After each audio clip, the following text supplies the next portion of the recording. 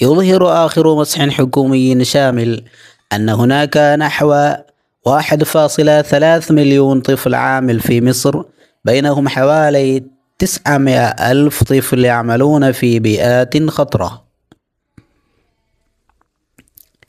ഈജിപ്തിൽ ബാലവേല ചെയ്യുന്ന 1.3 മില്യൺ കുട്ടികൾ ഉണ്ടെന്നും അവരിൽ 9 ലക്ഷം കുട്ടികൾ അപകടകരമായ സാഹചര്യങ്ങളിൽ ജോലി ചെയ്യുന്നവരാണെന്നും ഗവൺമെൻറ്റിൻ്റെ ലേറ്റസ്റ്റ് സമഗ്ര സർവേ വെളിപ്പെടുത്തുന്നു.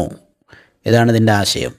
യുൽഹിറു വെളിപ്പെടുത്തുന്നു, ആഖിറു മസ്ഹിൻ ഹുക്കൂമിയീൻ ഗവൺമെൻറ്റിൻ്റെ ലേറ്റസ്റ്റ് സർവേ, മസ്ഹ സർവേ, ഷാമിൽ കോംപ്രിഹെൻസീവായ സമഗ്രമായ, അന്നഹുനാക്ക എന്താണ് വെളിപ്പെടുത്തുന്നത്? അന്നഹുനാക്ക നഹ്വ, നഹ്വ എന്നുള്ളത് അന്നൻ്റെ ഇസ്മ, ഹുനാക്ക എന്നുള്ളത് അന്നൻ്റെ ഖബർ. അന്നഹുനാക്ക നഹ്വ 1.3 1.3 മില്യൺ 10 ലക്ഷമാണല്ലോ മില്യൺ, തിഫിൽ ആമിൽ ജോലി ചെയ്യുന്ന കുട്ടികൾ മിസ്രിലുണ്ട്. ബൈനഹും ഹവാലി 900,000 എന്ന് പറഞ്ഞാൽ 9 ലക്ഷം, 9 ലക്ഷത്തോളം കുട്ടികൾ